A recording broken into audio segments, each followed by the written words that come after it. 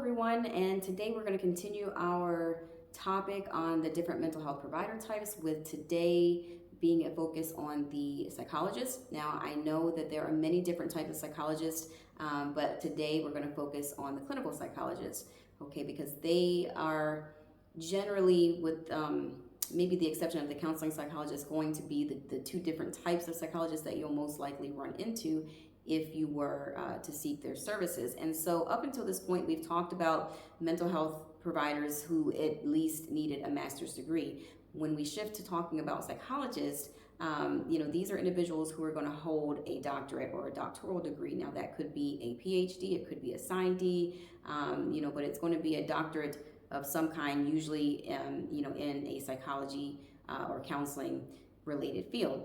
And I think, similar to the other professionals, they can diagnose, they can treat an array of mental health conditions, they can provide the talk therapy. I think the thing that really sets psychologists apart from the other provider types that we've mentioned so far is their ability to do psychological testing. And psychological testing, can include a variety of things like looking at a person's intellectual functioning, their cognitive processing, looking at more personality type related things, in addition to,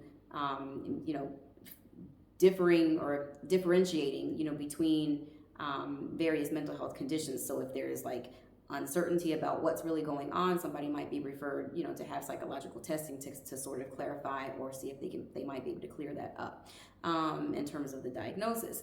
And so that's really going to be the main difference.